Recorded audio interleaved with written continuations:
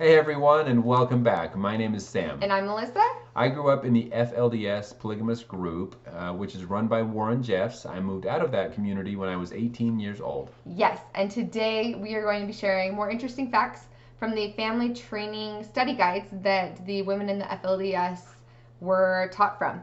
That our sweet sister-in-law, who is also from the FLDS, actually took when she left. I'm glad she had these. I didn't really know these were even a thing, so it's so interesting to start, going through some of this with Melissa and understand how the women were required to be and how they were treated. Taught. Yeah. Yeah, exactly. So we have done one other video that talked about what it took to be a good wife in the FLDS. If you have not seen that, then click the link above.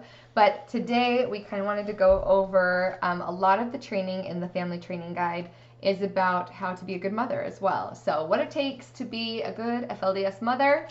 According to the handbook. Yes. And if you want to hear more about what it was like for Sam leaving polygamy, then please like and subscribe. Go follow us on Instagram at growingupinpolygamy. And we are going to jump right in. I'm just going to read straight from the manual. You can see all my beautiful markings and kind of go over some of these things. Some of the things, I feel like are very similar to the way I was taught growing up in the LDS. Or just in Christian households in general. I feel like a lot of them are very similar, that, mother's job in raising her children in righteousness and stuff. So I want to kind of like lay that to credit before we get into some of these that are a lot more odd. Mm-hmm. There's a lot of similarities as well. But I will say as we go through this that as much as this is going to be like shock and a little bit frustrating, one of the main reasons that I did want to share this is so that people can be more understanding and more loving and kind and understand why it's so hard for women, and especially women who have already become mothers, to leave these polygamous groups. Mm-hmm. It's so easy on the outside for us to just look in and be like, how can they just be okay with the man running their lives and for them to just go along with it and to just be keeping sweet all the time and all these things. But when you look into the guides that they are taught from very young girls how to be living, how to be acting, it becomes more clear why it would be so hard to leave it. Yep. So as we go through these things that are just a little bit crazy, please keep that in mind. Okay, yep. We're ready? Let's jump in. Okay, so they... mothers should direct their own habits in a way that the child will apply them to its own life when it starts to grow up. Okay, so there's a lot of talk in the beginning, like I said, that's more just, I'd say a lot more normal, like your baby can start learning early on, teach them young. Mm-hmm. One of the things we talked about in the last video is that everything's kind of up to the father, and they even said, teach the children that everything in the home belongs to the father. All your talk should be, in quotes, what does father want? And when they say father, they don't mean heavenly father. They mean earthly father. They mean the father of the home, yep. Yeah. And always in your language, turn the children to the father and what the prophet wants. So that goes along with our other video on what it's like to be a good wife, but it was very important. And you saw that in your household as well, right? Oh, yes. It was very much so. This is what father wants. You need to follow the example of father. This is what he teaches us, so we're teaching you. It was all based on what father wanted and what he was teaching. Yep. Yeah, which is so interesting because sometimes I blame it on dad, like, oh, dad said no, we couldn't have ice cream again today, but I can't imagine like every single thing always being. Yeah. I wouldn't want that responsibility either. As a dad, to have the responsibility of no matter, you have to make every single decision. And I remember growing up, there were some even very simple decisions that they left to father to make. It was so many of the things we were told, oh, you have to ask father. Whatever it was. Even some of the simple things, if we wanted something, nothing big, just a small of something, they would say, okay, but you have to ask father. So I remember many times as a young boy, nervous to have to go pick up the phone and try to call father when he was at work because, we were taught that he was always super busy, and so it was nerve-wracking to have to always ask him for everything, and it was just a very different lifestyle than we're used to now. Yeah, I mean having sympathy for the men as well, like to not actually have an equal partner in a relationship and in a marriage, which marriage is just hard in general, to not feel like you actually have an equal partner would be, I mean, they're probably used to it because that's how they grew up. They're used to it, and I remember as well as a young boy, when I got old enough to go out on job sites and was out working, we would hear as we were, some of the people were trying to choose the color of rock they wanted on their house because we were putting the rock on the outside of their house. And I remember very specifically one of the homeowners, the man, said, "Oh, I'm going to go talk to the boss, and see what she wants." And we all just started laughing. We're like, "Ha! He thinks that she's the boss," because we're so used to the man being the boss. And so we actually thought it was really funny, and like, I can't believe that he actually thinks that she's the one that makes the decisions, Yeah. So it's just the way we were raised, and that's So we were used to it. That's just what we thought that was how it should be. Yeah. So. Okay. Some of the just regular rules, do not let any other books come into the home except for the scriptures. Now that is something that this was all written when Warren Jeffs was prophet, and so that was something that kind of got changed, right? Because there was a library and you had access to books when you were little. Yes, as a boy, I did have some access to other books, more like children books. They weren't really a whole lot, but some history books as well and things like that. But yes, this was obviously something that changed, and I do remember when this changed as well. I remember when Warren Jeffs stood up and said, "We need to destroy the library. No more books allowed in the home unless they're scriptures." Dang. And by scriptures, obviously, the Bible, Book of Mormon, Doctrine and Covenants, and some of the church scriptures, and then everything that he wrote. A lot of which is a lot. Yeah, a lot of stuff that Warren Jeffs and some of the other prophets wrote. So. Yeah. Bring only good into the children's lives. Teach them only priesthood in everything. Don't take children where there are apostates. So a lot of people ask why the FLDS are like their own community. It's a lot different than like the Kingston group that tried to blend in and with other people. When they say apostates, they mean anybody who's not a member of their church. Is that just people who have left? Yes. So they refer to the people that were never members of that church. They refer to them as Gentiles. Oh, yeah. They refer the apostates to those that were members of the FLDS church and then left. So that was always something that was very strongly taught, that we should never associate, should never be around any apostates. So even I remember as a young boy, there were some parks around the Colorado City and Hilldale communities, and if we went to a park and we saw people out there playing that were wearing short sleeves or shorts, we obviously knew they weren't from the church. But if they were there in those parks playing, we assumed they were apostates because they were still there, but they weren't dressing like the other church members. So we would never dare play around them or go talk to them because we were taught that we should never associate with them. Yeah. Yep. Funny story, my first time ever on a teeter-totter as a young child, because I grew up like 30 minutes away from where he grew up, and we went to their parks because they were so amazing and huge. Yep, they still are. Great parks to play in. And my first time on a teeter-totter was with a little polygamous kid. That's funny. So the fact that they did come and still wanted to play, but it's so funny. I remember those parks from when I was little. But Hilldale and Colorado City aren't too far from St. George, Utah, where Melissa grew up. So. Yeah, I was living in Laverkin at the time. Oh, okay. So I was even closer. Even closer. So it must have been a field trip or something you went on as a kid. Okay, yeah. Yeah. Fun stuff. Anyway, that was random. Uncle Rulin, that's what they would call. So Rulin was the prophet before Warren. That's Warren's father, but they would call him Uncle. So Uncle Rulin. Uncle Rulin, Uncle Warren. Uncle was for some reason put in front of their names. Uncle Rulin said, "Show me a disobedient child, and I will show you a disobedient mother." Oh boy. So this goes back to a lot of responsibility on the women's shoulders, right? Like not just like every kid is disobedient sometimes. Like the idea that every time your kids are disobedient, you're like, oh my gosh, what am I doing wrong? Like, I don't know, mom guilt like to an extreme, right? Like we as mothers already have mom guilt. Already enough guilt. Here they're putting it all on their shoulders. Pulling it all on and not anything about the father. It's it's if there's a bad child, it's because of the mother. You didn't teach them well. Yeah. So. Now these have to do with kids' morals, which I thought was really interesting and kind of wanted to share. One side a child is struggling in their morals is they withdraw from parents and turn to friends. And I thought that was interesting because in normal everyday life or in the outside world, Mm-hmm. you know, kids rely a lot on their friends, and parents really, you try hard to make sure your kids have friends and that you do get to spend time with your friends. But apparently here, like, it's a sign of moral struggles. If they turn to their friends. If they turn to their friends. Another sign of moral struggles in a small child is they will touch things that are not theirs. If a child would touch things that are not theirs, that will lead them to touch others in an improper manner. Oh. What? Here we go. So Johnny goes and touches his brother's toy bow. It's not funny. And that means, no, it's not funny. Yeah, it's not funny, but I can't help but laugh because it's such a ridiculous thing to say. Such a ridiculous thing to say, right? If a child lifts himself up in pride and looks down on others and even persecutes the younger ones, that child is failing the test of morals. If a child thinks it can do whatever it wants to others, that child is failing the test of morals.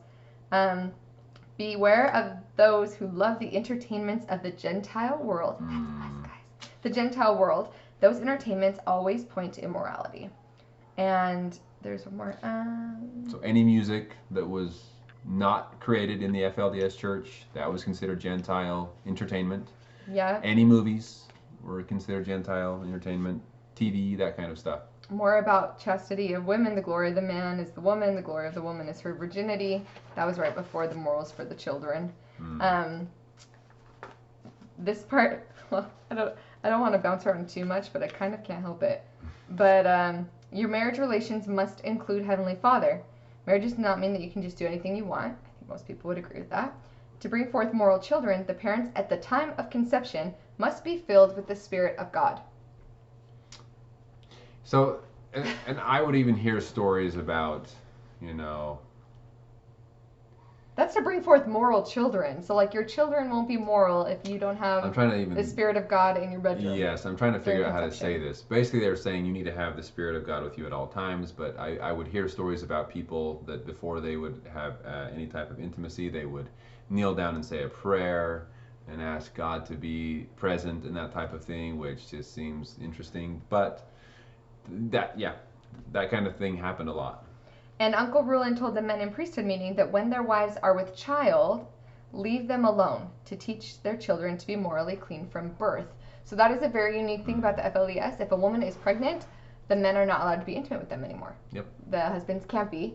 And I had heard that, and I mean that's kind of odd on its own, but I thought it was interesting that that's to teach the children to be morally clean. They think that if you are intimate with your wife that makes while she's pregnant, that the children are going to somehow remember that or something. I don't know.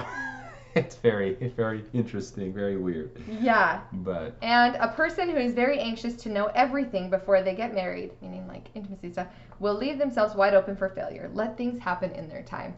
And that is very apparent by the many times we've heard women from all the polygamous groups I've ever heard of that don't give any kind of sexual education at all about anything that's going to happen. And basically they're like, you don't need to know. Yeah. You don't need to know. You just need to be filled with the Spirit so you can have moral children and not be touched. And I guess they assume that the husband, when they get married, will teach them about everything. But we also know that some of the men never knew what they were... anything about sex, and so it was once again something that, you know, it was just so much unknown, so weird. So much unknown. Oh my goodness. And at the same time, so specific in certain things, right? Like so much unknown. Most things you don't need to know, but the couple things that you do are just interesting. If you're having trouble with your morals, get close to your father and mother quickly. The Lord has organized it so that children under the age of 8 years old cannot be tempted by the devil. That's something that, I don't know if I'd say, the LDS don't say necessarily tempted, but they can't really have sins of their own before 8, which is something that's a lot of you might not have ever heard. But yeah, the children under 8 cannot be tempted by the devil. No, that was true. That was something that was taught. Yeah. Next to the sin, I think it's interesting while they're talking about children's morals, it goes like straight to, next to the sin of murder, adultery is the worst sin. Adultery leads to murder. And I'm kind of wondering, like, because I just read, the only reason I read the ones before that aren't even that crazy is because I'm like, that's an interesting train of thought. If you're having trouble with your morals, go to your mom and dad. That makes sense. The Lord's organized, you know, kids under 8 can't be tempted by the devil. Okay, that might be interesting, but still, okay, I'm on with you. Next to sin, adultery is the worst. Adultery leads to murder. Okay.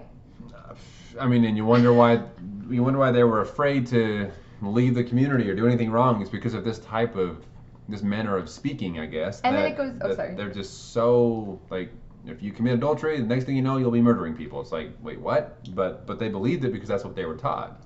And literally the next one is, children will naturally partake of what the parents do and think. So it's like they just like sandwich that in, like, let's just throw that in. Here's things about morality with your kids. Everything's hunky-dory, by the way. If you're an adulterer, you're going to become a murderer. Wow. Why are there immoral children in good families? It is because the mother has been immoral. Which, again, it's so interesting. Like, so the father has to make all the decisions.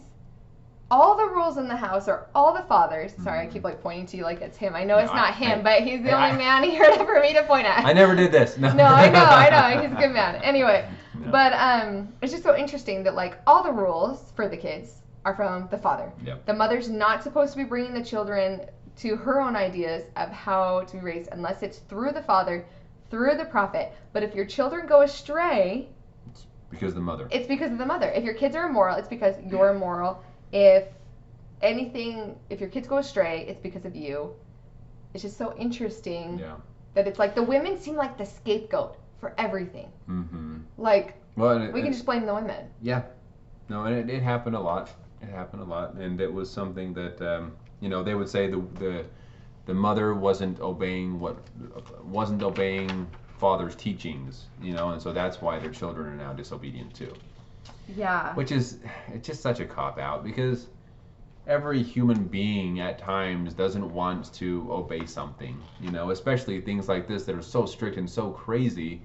So it's easy to say, it's because you disobeyed something father said to one of the mothers, and the mothers are automatically going to feel guilty because they're going to think back of a time where, oh my gosh, I didn't do exactly what I was supposed to do that one day, and that's probably why all my children are being disobedient now, and so they're going to feel guilty, and they're just going to, I don't know. It's very sad. The guilt and shame cycle. Yeah.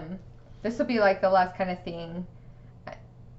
Parents can affect the children's habits even in what they eat because of tradition. And it said, you must be led by revelation instead of tradition. The devil takes light and truth away from us because of our disobedience and also because we hold on to false traditions of our fathers. Some people are guided by the revelations of their fathers instead of the revelations of God. They are entirely opposite. Man's ways are not God's ways. And okay. Yeah. So now they're saying that the man actually, you can't follow what they say or their traditions because they're not of God. And don't follow your family's But yet traditions. they're always saying that what the man says is of God and you should always obey him. So that seems kind of confusing. Yeah. But I guess they're referring to traditions specifically right here. So. Yeah, I just thought that was kind of just an interesting take on the fact that like everything is supposed to be. It just kind of all goes back to, everything is under the leadership of the father, except for when the prophet doesn't say so. And then if the father is wrong, as you saw from our other video, like if the father's wrong, you still can't say anything. And if things happen to go wrong with your children, it's still all because of you as mother. And so no pressure, And let's just take a second to say, all of you moms out there are doing an awesome job. Yes. And if your kids want to have friends, I can testify to you that it is okay to have friends and to have traditions, and that these type of things, these type of controls over even thinking that every child's going to be the same, or the idea that you can raise every child the same, or that you can have every family look the same and be the same. Like, people aren't robots. It's not possible.